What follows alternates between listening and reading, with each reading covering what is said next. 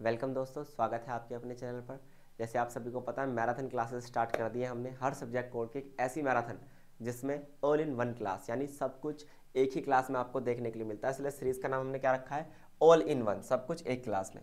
ये एक ऐसी क्लास होने वाली है जिसमें जो क्वेश्चंस मैं यहाँ आपको कराने वाला हूँ वही क्वेश्चन आपको एग्जाम में नॉर्मली देखने के लिए मिलेंगे। इससे बाहर आपको एग्जाम में कुछ भी देखने के लिए नहीं मिलेगा, है ना। तो अगर आप बहुत ज़्यादा जल्दी में हैं तो ये क्लास आपके लिए इनफ होने वाली है, ठीक। क्योंकि बहुत से लोगों ने कुछ भी नहीं पढ़ा है, तो बस इस क्लास को ध्यान से देखना। सब्जेक्ट कोड आपने अपना मैच कर ही लिया होगा, BHDLA 138 इस सब्जेक्ट कोड का क्या है दोस्तों, नाम है। चलिए, आज का जो पहला क्वेश्चन है जो कि एग्जाम में कई बार आ चुका है और रिपीटेड क्वेश्चन आप इसे कह सकते हैं। चलिए इसके बारे में बात करते हैं। पहला क्वेश्चन क्या है, जीवनी और आत्मकथा में क्या अंतर होता है। एक होती है जीवनी, एक होती है आत्मकथा। जीवनी की यदि बात करें तो जीवनी के लिए शब्द क्या होता है, बायोग्राफी। जीवनी बोले तो बायोग्राफी, लेकिन अगर आत्मकथा की बात करें तो ऑटोबायोग्राफी। दोनों में अंतर क्या होता है, जीवनी जो है वो किसी और के द्वारा लिखी जाती है, किसी व्यक्ति के बारे में, लेकिन जब व्यक्ति अपने बारे में स्वयं लिखता है तो उसे कहते हैं आत्मकथा। आत्मकथा जो शब्द है ये दो शब्दों से मिलकर बना है। यहाँ पर आपको नोटिस करना होगा कि जो आत्मकथा शब्द है यहाँ पर कितने शब्दों से मिलकर बना है, दो शब्दों से मिलकर बना है। वो दो शब्द कौन से हैं, वो दो शब्द हैं आपके, एक है आत्म, आत्म यानी स्वयं, और कथा यानी स्वयं की कथा जब व्यक्ति लिख दे तो उसे हम क्या कह देते हैं, आत्मकथा कहते हैं। चलिए दोनों के बीच में डिफरेंस जानते हैं। पहला है लेखक। लेखक की यदि बात करें तो जीवनी जो है किसी अन्य व्यक्ति के जीवन के बारे में किसी अन्य व्यक्ति द्वारा लिखी जाती है, यानी एक व्यक्ति के बारे में कौन लिखेगा, कोई अन्य व्यक्ति लिखता है तो उसे क्या कहते हैं, जीवनी कहते हैं। लेकिन आत्मकथा क्या है, स्वयं के जीवन के बारे में होगी, और याद रखना स्वयं के द्वारा ही लिखी गई होगी। यानी कि फॉर एग्जाम्पल मैं यदि आपके जीवन के बारे में लिखूं तो दैट इज जीवनी, लेकिन अगर मैं अपने जीवन के बारे में स्वयं लिखूं तो उसे क्या कहेंगे, आत्मकथा। दूसरी बात, दृष्टिकोण की बात करते हैं। दो पॉइंट हो गए ना इसमें। दृष्टिकोण क्या है, जीवनी की यदि बात करें तो तीसरे व्यक्ति के दृष्टिकोण से लिखी जाती है। भाई सीधी सी बात है, जो जीवनी होती है वो किसी दूसरे या तीसरे व्यक्ति के दृष्टिकोण से लिखी जाती है, यानी मैं आपके जीवन को किस नजरिए से देखता हूं उसी बेस पर मैं आपकी जीवनी तैयार करूंगा। लेकिन जब व्यक्ति स्वयं अपने दृष्टिकोण का इस्तेमाल करता है तो उसे हम क्या कहते हैं, आत्मकथा कहते हैं। तो लेखक के बेस पर मैंने डिफरेंस आपको बताया और दृष्टिकोण के बेस पर भी मैंने आपको यहाँ पर डिफरेंस बता दिया है। उम्मीद है इतनी बात आपको क्या हो गई होगी दोस्तों, क्लियर हो गई होगी।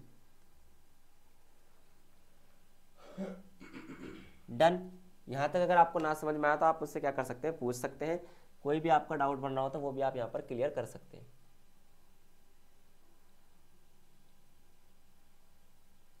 चलिए, इसके अलावा यदि हम बात करें तो आगे अगर हम चलें इसी में ही कि क्या डिफरेंस होने वाला है जीवनी और आत्मकथा में। शुद्धता की बात करते हैं, प्योरिटी।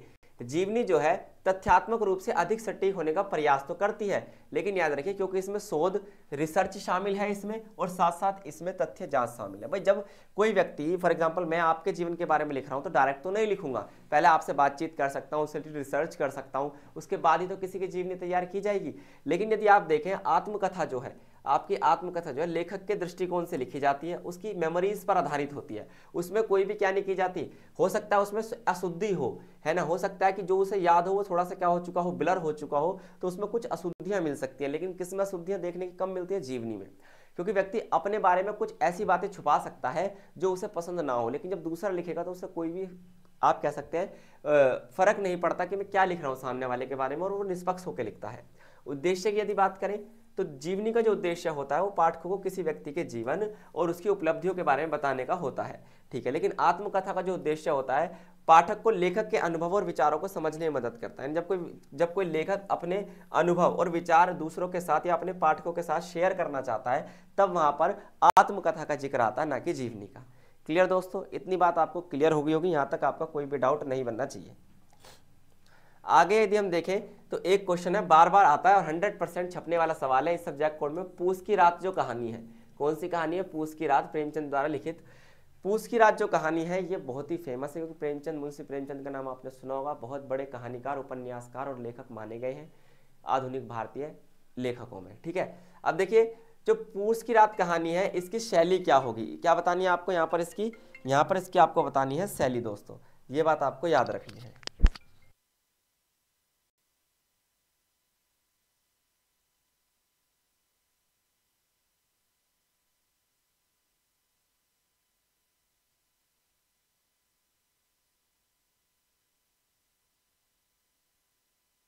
तो इतनी बात आपको क्लियर हो गई होगी कि पूस की रात की कहानी की शैली पूछी है। जब भी वहां पर शैली शब्द आएगा तो उसका मतलब है लिखने का तरीका, शैली का मतलब क्या होता है दोस्तों, लिखने का तरीका, यानी किस तरीके से मुंशी प्रेमचंद ने क्या किया, इस पूस की रात कहानी को लिखा है, ये इसका लिखने का तरीका हो। देखिए यथार्थवाद, ये जो पूस की रात कहानी है यथार्थवाद यानी रियलिटी पे बेस्ड है। रियलिटी बोले तो वास्तविकता, जहां पर वास्तविकता को दिखाया गया हो ऐसी जगह कौन सी शैली का इस्तेमाल किया जाता है, वहां पर आपकी यथार्थवाद का इस्तेमाल किया जाता है। पूस की रात कहानी जो है यथार्थवाद शैली में लिखी गई है, सच्चाई को दिखाती है।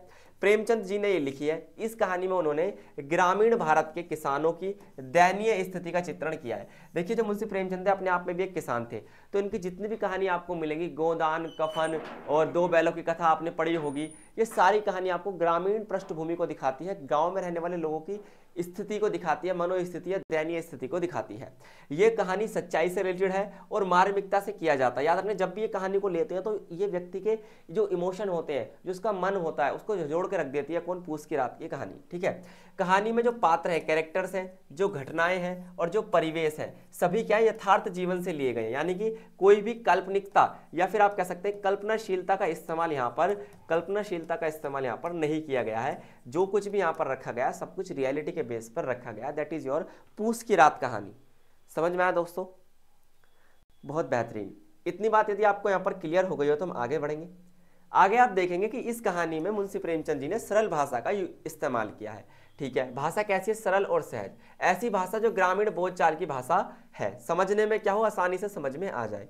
संवाद होता है बातचीत। इस कहानी में संवादों का इस्तेमाल किया गया है, बातचीत का इस्तेमाल किया गया है। पात्रों के बीच, जो भी कैरेक्टर कहानी में उनके बीच में मनोभावों को स्पष्ट रूप से क्या किया गया, उजागर किया गया और कैरेक्टर्स के बीच में वार्तालाप दिखाया गया है, संवाद दिखाया गया है। ठीक है दोस्तों, संवाद में ग्रामीण बोलचाल की भाषा का क्या किया गया है, इस्तेमाल किया गया है। कोई भी कठिन शब्द नहीं है, क्योंकि बात यथार्थवाद की हो रही है और जितना हम यथार्थ की तरफ जाते हैं उतनी ही कठिन चीजें क्या होती चली जाती हैं, उतनी ही कठिन चीजें कम होती चली जाती हैं। ये बात आपको याद रखनी है।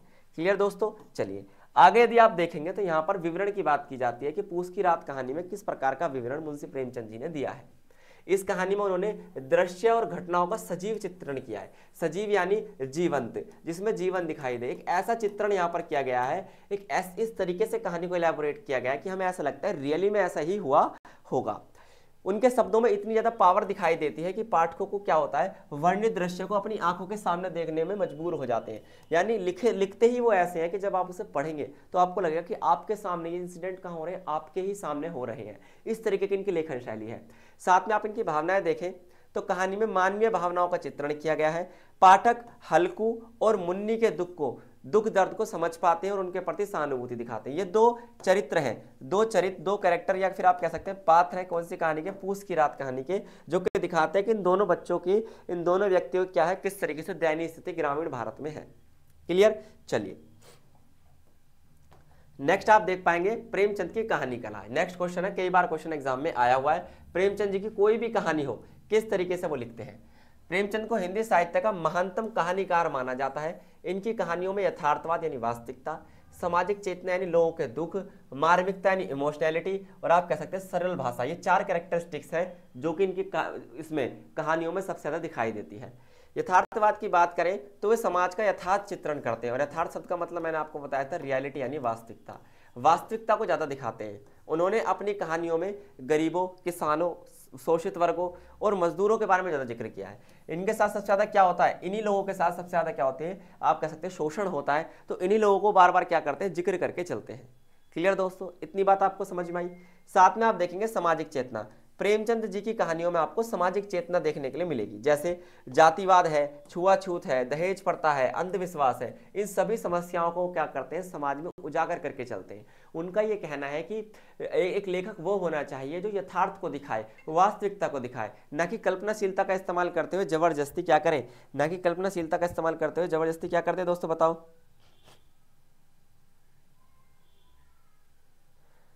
कल्पनाशीलता का इस्तेमाल करके कहानी को ज्यादा कल्पनाशील ना बना दे।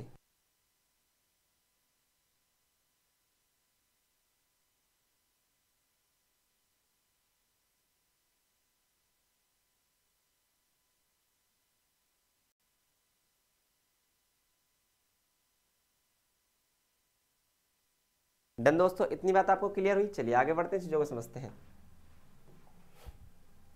मार्मिकता, इनकी कहानी में आपको मार्मिकता दिखाई देगी।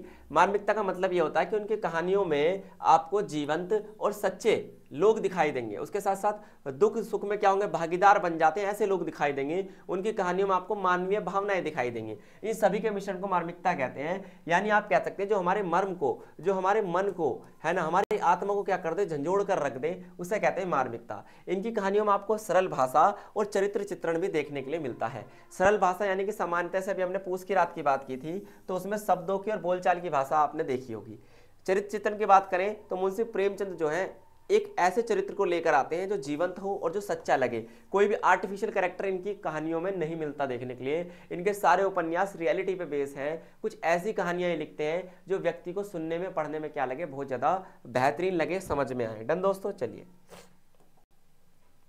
ये क्वेश्चन भी इंपॉर्टेंट है, एग्जाम में कई बार छप चुका है ये प्रश्न, जिसका नाम क्या है, जिसका नाम है दोस्तों बहुत बड़ा सवाल। क्या है दोस्तों कहानी का नाम, बहुत बड़ा सवाल। देखिए इसका मतलब क्या है, बहुत बड़ा सवाल जो एकांकी है आपकी, इस एकांकी में कौन कौन से प्रतिपाद्य हैं। चलिए इसका प्रतिपाद्य आपको बताना है। प्रतिपाद्य का मतलब एक तरीके से आप कह सकते हैं कि इसका कथानक आपको बता देना है, इसका मूल भाव आपको बताना है। तो याद रखिए ये कहानी जो है बहुत बड़ा सवाल, ये समाज की कुरीतियों और उनके ढोंग पर क्या करती है, व्यंग करती है। व्यंग का मतलब आप सभी को पता ही है, व्यंग का मतलब होता है हंसी उड़ाना। क्या होता है दोस्तों व्यंग का मतलब, हंसी उड़ाना होता है व्यंग का मतलब। डन। चलिए यह एकांकी समाज में मौजूद सामाजिक कुरीतियों और ढोंग को तीखा क्या करती है, इस पर तीखा व्यंग करती है।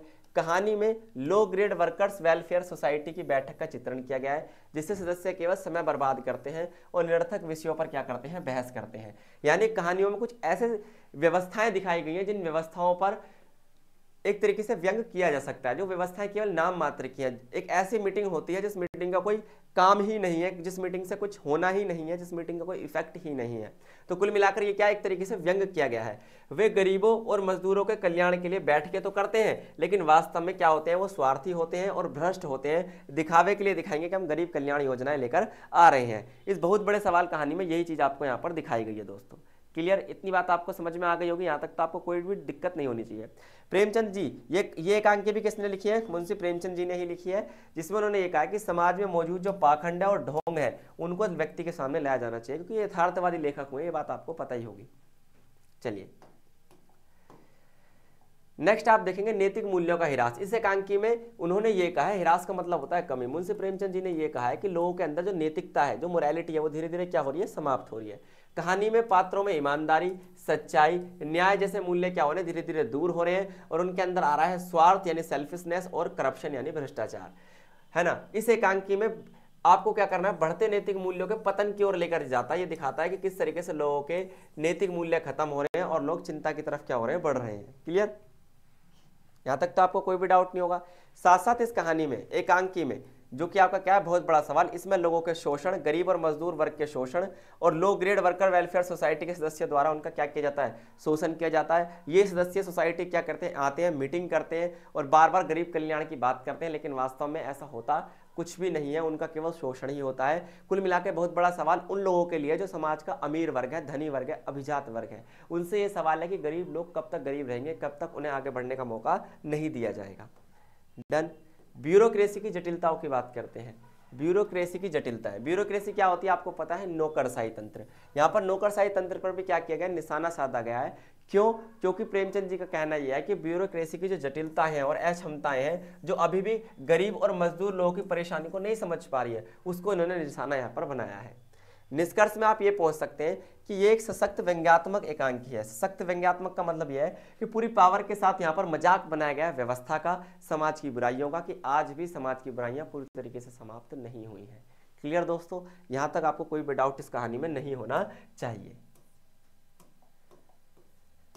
चलिए नेक्स्ट की यदि हम बात करें, महादेवी वर्मा की लेखन शैली इज एन इंपॉर्टेंट क्वेश्चन, कई बार एग्जाम में आ चुका है। महादेवी वर्मा का नाम आपने सुना होगा, बहुत सारी कहानियां इन्होंने लिखी हैं, है ना। आधुनिक कवि भी हैं, आधुनिक लेखिका भी है। इन्होंने, आपने महादेवी वर्मा की एक कहानी 12th क्लास में भी पढ़ी होगी, दूसरा देवदास, बहुत इंपॉर्टेंट है। रोमांटिक आप इन्हें क्या कह सकते हैं, रोमांटिक लेखिकाएं मानी गई हैं। महादेवी वर्मा हिंदी साहित्य की प्रमुख कवियत्री और गद्य लेखिका हुई हैं, यानी इन्होंने कविताएं भी लिखी हैं और कहानी भी लिखी हैं। उन्होंने हिंदी की मीरा और आधुनिक हिंदी साहित्य की जननी, मतलब ये दो इनके सरनेम हैं। जैसे लोगों को नाम दिए जाते हैं ना, उसी तरीके से यहाँ पे इन्हें दो नाम दिए गए हैं। एक तो हिंदी कविताओं की मीरा, मीराबाई, और साहित्य की जननी भी कहा गया है। उनकी लेखन शैली की खास विशेषता क्या है? एक तो भावनात्मकता, उनकी कहानी में आपको भावनात्मकता देखने के लिए मिलेगी, जैसे प्रेम है, दुख है, पीड़ा है, आपका आनंद है, आशा है, ये सब चीज़ें आपको क्या मिलेंगी? देखने के लिए मिलेंगी। साथ साथ महादेवी वर्मा की लेखन शैली में आपको कल्पनाशीलता, इमेजिनेशन का इस्तेमाल ये बहुत ज़्यादा करती हैं, क्योंकि इससे क्या होता है, लोग इमेजिनेशन करने पे मजबूर हो जाते हैं और कहानियाँ इनकी और इफेक्टिव हो जाती हैं। जैसे दूसरा देवदास है, वो पूरी कहानी उनकी इमेजिनेटिव है, नॉट अ रियल थिंग, लेकिन इस लेवल को उन्होंने इमेजिनेशन किया गया है कि आप कह सकते हैं कोई यथार्थ जैसा लगता है वो क्या दोस्तों, है वो कल्पना बेस्ड, लेकिन लगता क्या है, लगता है वो यथार्थ जैसा। तो एक कल्पना को इस दर्जे पे लाके खड़ा कर देती है कि ये बिल्कुल यथार्थ के बराबर ही लगे। डन। चलिए, इसके अलावा आप देखेंगे यहाँ पर संगीतात्मकता, इनकी जो रचनाएं हैं, स्पेशली इनकी जो आप कह सकते हैं कविताएं हैं, उसमें आपको लय, ताल, स्वर का अद्भुत समन्वय देखने के लिए मिलेगा। मधुर संगीत ये क्या करती हैं? बना पाती है, इसलिए मैंने बताया ना, इसलिए इन्हें हिंदी साहित्य की मीराबाई कहा जाता है। ये बात आपको याद रखना है महादेवी वर्मा जी को। इसके अलावा भाषा की सरलता की बात करें तो इनकी भाषाओं में आपको सरल, सहज, स्पष्ट भाषा मिलेगी, ग्रामीण बोलचाल की भाषा मिलेगी और पाठकों को आसानी से समझ में आए ऐसी भाषा मिलेगी। ये 3 लाइन आपको यहाँ पर याद रखनी है। क्लियर? यहाँ तक तो आपको कोई भी डाउट नहीं बनना चाहिए। नेक्स्ट है उनकी लेखन शैली के कुछ उदाहरण, कुछ एग्जांपल्स मैं उनकी कहानियों के लेके आया हूँ। जैसे बहुत फेमस है उनकी नीरजा, यामा, दीपशिखा और स्मृति की रेखाएं।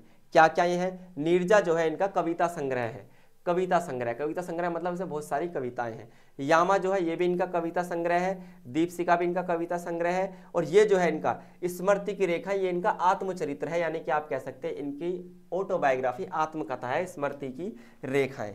स्मृति की रेखा इन्होंने इसका नाम इसे रखा क्योंकि इन्होंने अपने जीवन की महत्वपूर्ण घटनाओं को याद करके रेखाओं के तौर पर उत्कृत किया है। आप कह सकते हैं कि अवतरित किया है अपनी उन्हीं मेमोरीज को पन्ने पर, इसलिए इन्होंने इसका नाम क्या रख दिया? इसलिए इनका नाम रख दिया आत्मचरित्र या फिर स्मृति की रेखाएं। तो एग्जाम्पल्स भी आपको समझ में आए होंगे और जितने क्वेश्चंस मैंने इस मैराथन में कराए ये भी आपको क्लियर हुए होंगे।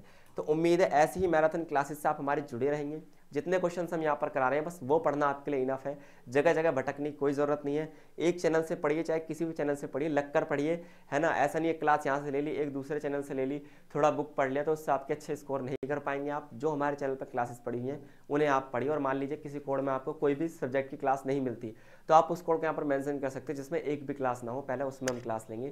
थैंक यू, धन्यवाद, नमस्कार दोस्तों।